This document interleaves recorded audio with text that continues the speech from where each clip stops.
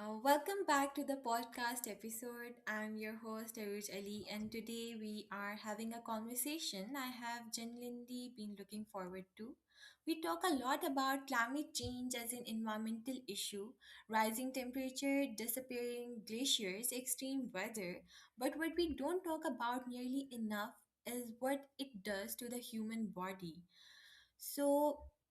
My guest today, she's like something she's doing something about the climate change issue. She is Irina Kharal, a climate change adaptation coordinator based in Nepal, currently working with the Nepal Peace Building Initiative across six municipalities in Madhya and Gandaki provinces. She is an Erasmus scholar. She helped shape Nepal's national climate commitments and she has written powerfully about the climate wounds of Madhya, a region that faced both severe drought and devastating floods in the same year. Irina, it is so wonderful to have you here. Welcome to the podcast. Thank you so much, Aruz. It's my honor to be here. And thank you so much for considering me for this podcast. It's our pleasure, Irina. So, Irina, your work on climate change adaptation in Nepal, specifically in Madhya province. So, for our viewers who may not know this region, can you paint a picture of what daily life looks there and why climate change hits this place especially hard? Okay, so if I have to introduce Madhes, it is one of the seven provinces in Nepal. Since there are seven provinces, this is one of the seven provinces, and it is the southern plains. Mostly all the districts. It comprises of eight districts. There are eight districts in Madhes, and all of them are uh, plain lands. And basically Madhes is also known as the grain basket for Nepal. So by that you can understand the livelihood is mostly dependent in agriculture. So for most of the families their livelihood is climate sensitive livelihood. So their daily life is deeply tied to land, agriculture and outdoor labor. And this place, Madhes, is densely populated. It is highly populated and it is extremely hot as well. In summers, it can be really hot, and in winters it can get really cold. So every year it suffers from heat waves, and in winter from cold waves. So yeah, when there is impact of climate change in this region. First, since it is mostly dependent on agriculture, so slightly shift in rainfall patterns, decline in underground water, or when heat wave lasts longer than usual, people immediately feel it in their bodies, income, food, and also in their daily routines. So in the communities that I work with, climate change is not abstract future. They are living it. It's their daily reality. So it's like for a farmer it is planting the crops with uncertainty. For a woman or for a girl, it is walking farther to fetch water, since their um, houses wells have water level has declined rapidly. And so yeah, so farmers have to watch their crops fail every year. So they have to wait for the rain, and when the rain finally arrives it drains down all the crops. So yeah, the exposure is really high. So Madhya is one of the most vulnerable provinces who has to face the impacts of climate change. And by the research done by Ministry of Forest and Environment, all the eight provinces in Madhya are highly vulnerable to climate change as well. Okay, so the picture that you have painted, I think it is very important for everyone to hear because just as you have described that Madhesh is not just it is not something distant in the future. It is facing climate change right now.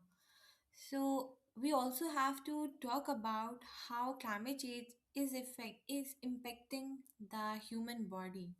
We often hear that climate change discussed in terms of rising temperatures or lost biodiversity, but you have written about it as a health crisis. So, what are the most direct ways you have seen climate change affect the physical health of people in the communities you have worked with?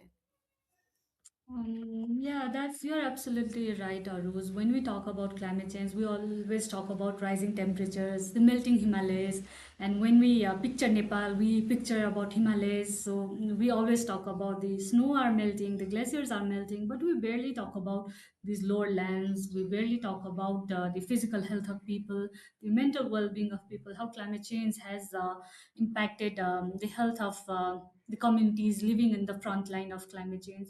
So, talking about the most direct effects, the effects are mostly basic and very human. First, there is heat stress, right? With rising temperatures, with frequent heat waves every year, there is exhaustion, there is headaches, there is dizziness. With it comes dehydration because of the water scarcity, and the ability to work also reduces. So this is especially for the farmers who work outside in the field for longer hours under the scorching sun. So yeah, second, there is unsafe water with drought. The access to clean water also declines when there's drought. The yeah, I have to tell you that the major water source for Madhes is the groundwater, so basically bore wells. So in summer, the bore wells, the water level goes really down, so they cannot fetch the water by themselves. Physically, they need the support of electricity, and since there is frequent power cuts in Madhes, so many people get deprived of drinking water as well. So for the poor people, it's really hard. The people who can afford water, they can buy the tankers and everything, but for the poor, even the access to drinking water is unimaginable.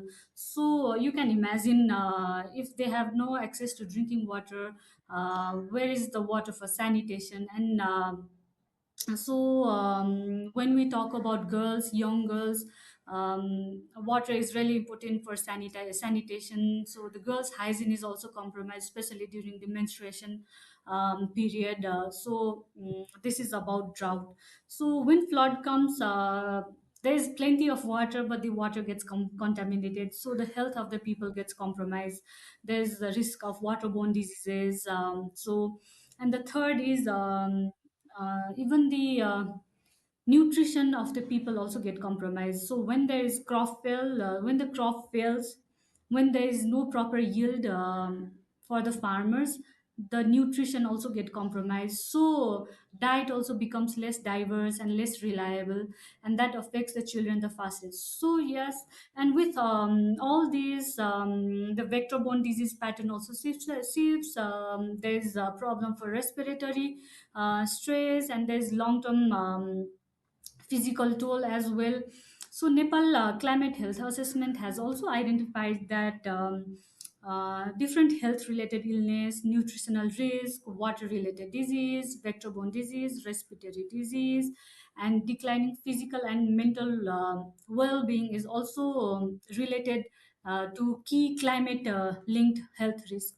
So when people have to live in constant stress, their crops are failing, there's no water for drinking, there's no water for irrigation, their health is being compromised, hygiene is being compromised, so their mental well-being also gets compromised. So not only physical health, their mental health also is at risk in this province, in the communities that I have worked with, Aruz. Okay, so there is also one fact that I want to point out, that due to climate change, carbon dioxide production has been a lot. So carbon dioxide basically speeds up the process for these crops. As you have also mentioned that these people are not getting enough nutrition, so there is a concept of hidden hunger, that people are eating food, but that food, it is deficient in nutrients. So they are definitely getting the food, but the food is has less zinc, less iron in it now, due to climate change. It is like direct impact of climate change. Okay, Yeah, so now, true, Aruz. yeah. So now moving on, children and farmers seem to be the most vulnerable groups in your work. What does climate change look like in the body of a child in Madhesh, or in the daily exhaustion of a farmer who has just lost their harvest for the second year in a row? I already mentioned, this place, Madhes, it can get really hot in the summer. So for the children, the climate change can look like arriving school by already getting drenched in sweat. They are struggling to concentrate in the classrooms because classrooms feels like oven. So I have visited many schools, many community schools in Madhes for awareness campaign.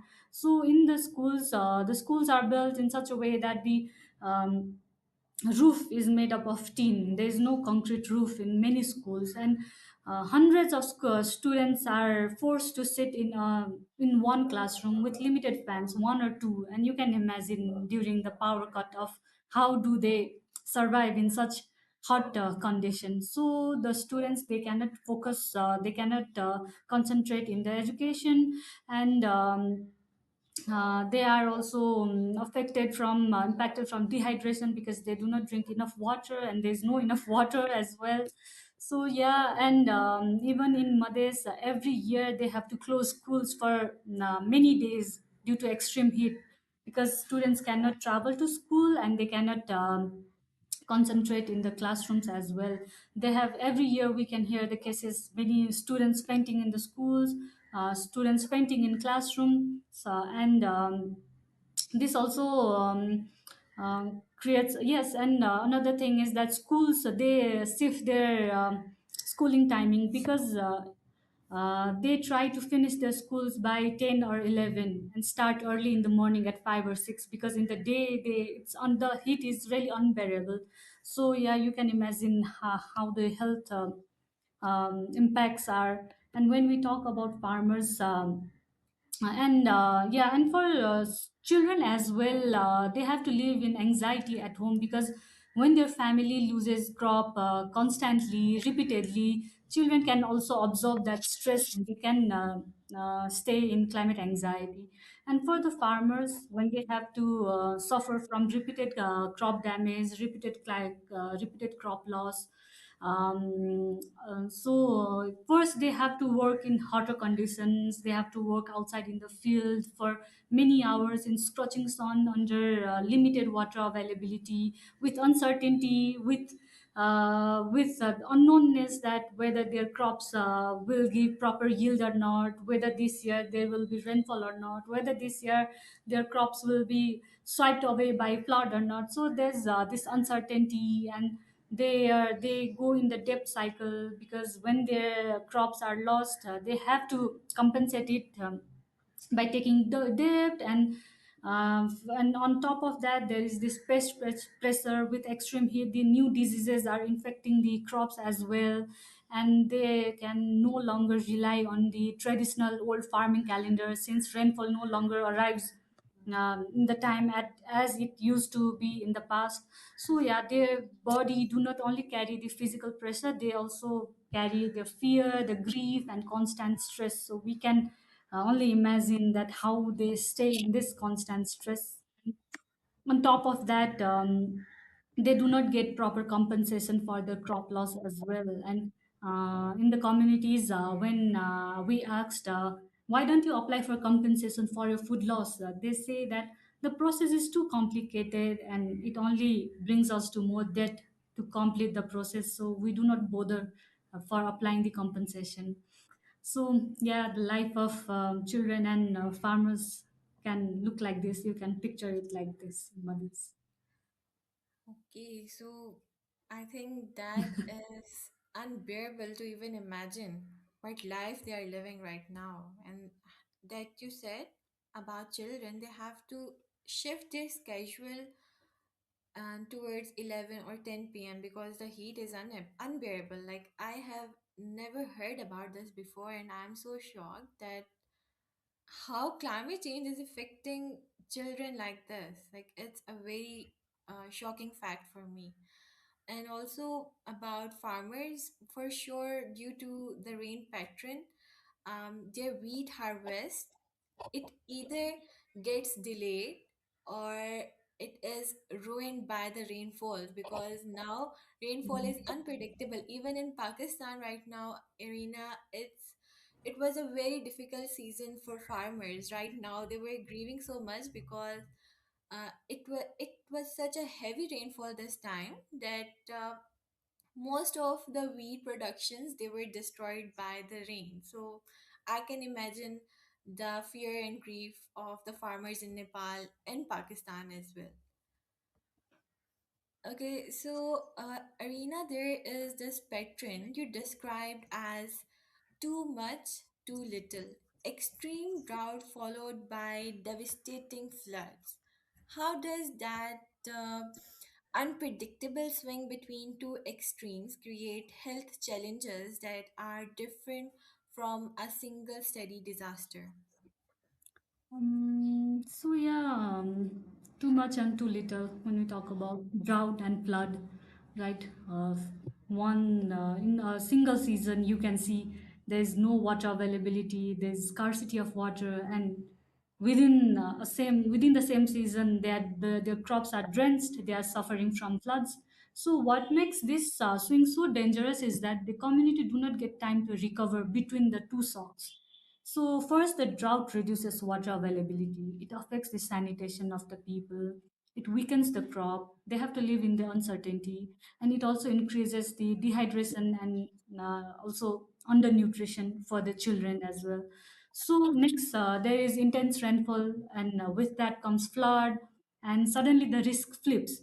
So yeah, with first there was scarcity, and now there's the risk of contamination. There's injury. There's displacement, there is disease exposure and infrastructure damage as well. So it is not one clean disaster with one response, it is a cycle. So at first one crisis, the drought weakens the system, and the next one exploits the already weakened ones. So that is why too much too little is such an important public health story as well. The same family can move from water scarcity to water contamination, yeah, and from crop failure to crop loss in one season. You can, I will give you an example. Last year, as you already know, Nepal was, Madhes was really hard hit by drought. Since you know our staple crop is paddy, our staple food is rice. So there's paddy plantation in huge amount in Madhes, right? So when was the time of paddy plantation? It's usually in June, July. But when the farmers reap down their seeds, there's no rain. They just waited for the rain, and the saplings they had to give it to the cattle because there was no rain, and they had to again retransplant the paddy. So when they planted again, the rainfall was so intense that all of it was drenched in rain. The vegetables were destroyed. This was all in single season. So yeah, that is why they didn't even get time to recover from one shock, and another shock destroyed their crops as well. So, Nepal's recent climate reporting also shows that the variable precipitation, rainfall, repeated heat waves episode in Madhes, um, also, and while national health adaptation documents point that contaminated water, malnutrition, injuries, and communicable disease are also linked with climate health burden. I was saying that you work closely with youth climate advocate groups, mentoring young people in communities that are already living the crisis. How does growing up on the climate front line shape a young person's mental and physical well-being, and what does it mean for their future? So yeah, it shapes both their health and their imagination for the future. So talking about the climate change advocate groups, there are three advocates group from different districts in Madhes that I work with and I mentor. They live in the front line of climate change. They are the ones who suffer directly from the drought. directly from the water crisis. The groups that I have worked with, they had shared their experience of suffering from drought, the family suffering from drought, and how their bore wells, how the water levels in the bore wells have declined so much that they have to depend on another source for drinking water. They had also shared that the municipality chairs, the mayors were coming and distributing water, 20 liters of water per day for a family. You can imagine 20 liters for a single day for a family of 6 7 people. Yeah, and they all were also sharing the stories of how their crops were destroyed by droughts with extreme heat, and how the vegetables sorry, how the vegetables were drenched in the rainfall. So yeah, they also live in constant stress. They live in anxiety. They see their family suffering. They see their parents suffering, and they also carry the burden. And with this, I think they are also discouraged on being engaged in agriculture because they have seen the crops failing. They have seen their parents suffering. They have seen the struggles of their parents. They have seen their parents not receiving compensation on time. They have seen the governments are not providing support timely. So yeah, they are on the front line, but I want to say that they are in the front line, but they are not the victims. They are the leaders as well. I can see, I can be hopeful, and I am positive as well because they are the first one who connects the dot between the environment, health, education, and justice. Through climate change advocate groups that I am working with, I have seen that young people, they are turning their fear into leadership. They are organizing awareness campaign through street dramas in their local language. They are taking their initiative. They organize dialogues with their leaders of their community. They demand for accountability with their local governments, and they also ask for policy demands. And they have also share their inputs to put their demands in the local climate change policy in their area. So yeah, they are on the front line, but they do not stay as victim. They act as leaders. So I am really hopeful for them Yeah, for their future. Yeah. I am really happy that youngsters today, they are not holding back their thoughts, and they are turning into leaders that we actually need. Irina, you have talked about farmers knowing what policymakers often overlook, like the value of restoring ponds and wetlands. What does it look like when communities actively lead with their own health and climate resilience? Any stories from the field that you have, like that have stayed with you or you have experienced personally? Yeah, when communities lead everywhere, not only in Madhes but anywhere, when communities lead, the solutions are usually more practical, they are more trusted, and they become more sustainable as well when you give the ownership to community, right? So, in our field work, in the places that I have worked with the communities, they have told us that. First, I was unknown to this. So I used to think that the main source of water in Madhes is bore wells, right? So when the one bore well dries up, when the water level in one bore well dries up, you can dig another by proper research. We used to think that way, but during one consultation, what one of the community member told us that it was last year when it was the Madhya was hit by drought and it was declared as disaster crisis zone. What he told us was that, and it still sticks in my mind, that he told that borewells are temporary solution. They are painkillers. So what is painkiller? They only just cover your pain, reduces your pain for a while, right? So it can come again. The problem can come again. The pain can come again. So borewells are basically painkillers. They are not temporary solutions. So what they wanted was restoration of ponds. Madhya is also famous for ponds, right? And in the last decade, more than 800 ponds in Madhya have degraded or disappeared due to many reasons.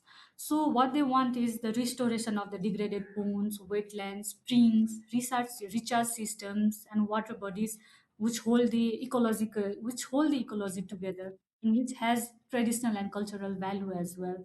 So they know that for a sustainable solution, you have to preserve the ecology. Drilling the bore wells is not only the solution. They know that, and they are advocating to their local government for it. So one of the strongest lessons from the field is that adaptation works better when it starts from what people know, what they value, and can maintain themselves. So community led resilience means local water storage, crop diversification, youth awareness work, and inclusive planning where women, farmer, and marginalized groups share the decisions. So we have seen in the consultations that the decisions are inclusive.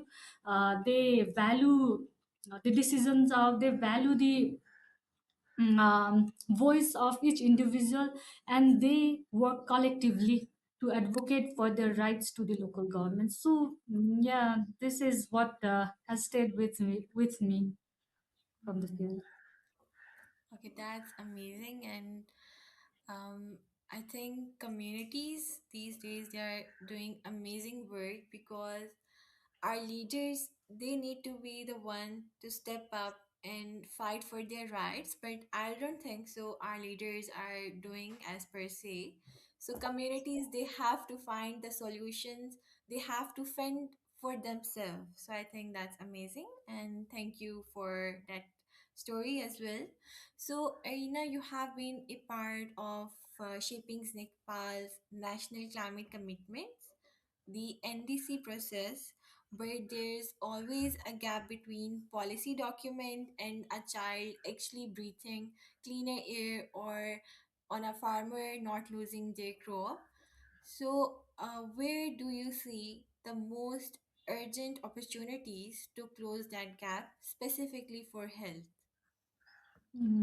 So for me, the most urgent opportunity is to stop treating health as a side issue when we talk about climate change. When we talk about climate-related health issues, we should not treat it as a side issue, and we need to make it central to climate adaptation. So this means three things. Okay, the first is local health system needs climate intelligence, so which means better disease surveillance, proper early warning mechanisms, local risk mapping, health plans that actually reflect heat, floods, and water stress, and vector-borne disease. Second, the local government's capacity and resources, because when we talk about community, where they go is the local government, right? First government is the local government. So but local governments often, but when we talk to local government, they often tell us that we do not have the proper resources, proper manpower, and proper budget to address these issues. So local governments need budget and authority as well to act on what communities are already saying, especially around water security, wash, school heat safety, and primary health preparedness. And third is the implementation has to be inclusive.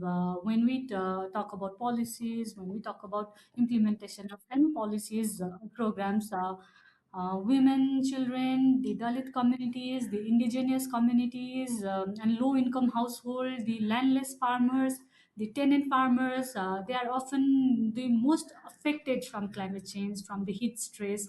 They are the ones who suffer the most, but they are least represented in planning. Um, so yeah, I think we can. This gap is really clear. So I think we can address this gap by treating health as not as a side issue but central to climate adaptation. Yeah, I think there's also a gap in Pakistan documentation and actions as well, because we did a lot of commitments on paper, Mm. but we have not implemented it yet. So I think all of us especially South Asian countries, we really need to work on our commitments and we need to show that we are doing something for that. Policies are really good. When we look at the policies, they are really good on Yeah, paper. yeah, yeah, they're really good on paper, but there is no implementation of these policies. Yeah. Literally, there is no implementation. Okay, so this is something I want to ask you. If someone is listening or viewing this podcast, whether they are in Nepal, Pakistan, or anywhere in this world, um, they want to understand climate change as a health issue and not just an environmental one, what is the one thing you would want them to walk away knowing? So, I would want people to remember that climate change becomes real in the body before it becomes real in policy, right? So, it is the heat that makes a child unable to run, unable to learn. It has deprived children from the education, and the repeated disasters have wear down the community's dignity and hope. So once you see climate change through health, it becomes impossible to treat it as only an environmental issue. When we talk about climate change, we generally talk about it as it is an environmental issue. But if we see it from the lens of health, from the lens of the body of a farmer or children living in a climate impacted zone, then it becomes impossible to treat it as only environmental issue. So yeah, it becomes question of who gets to live safely, who can breathe clean air, drink safe water, eat well, and imagine a future. And that also means solution cannot be only technical. Technical solutions um, are not sufficient always, right? Technical solutions are necessary, but they are not sufficient. They have to be just with proper justice, they have to be local and more human. So the message is strongly, yeah, we should not treat climate change as only environmental issue. We need to look it as lens from health perspective. So only then I think people will take it more seriously. Okay, so thank you so much, Irina. And I just want to say that this conversation that I had with you, it was amazing. And the way you speak about these farmers' health and children's health, it was amazing to hear. So, you came on this podcast ready to talk about what is happening in climate adaptation, and what you gave us is something much more human than that. So, a picture of a region, a set of communities, and a generation of young people who are living the crisis in their bodies every single day. So, for everyone who is viewing, if this conversation sparks something in you, I would encourage you to lead Irina's piece in the Himalayas Times. It is called Climate Wounds of Madhesh, a crisis we chose to ignore. It is short, it is powerful, and it will change how you see this region. We will link to Arina's work in the show notes. If today episode resonated with you, please share it with someone who needs to hear if climate change is a health issue. And the more of us who understand, the better. Until next time, take care of yourselves and of each other. Goodbye. Goodbye.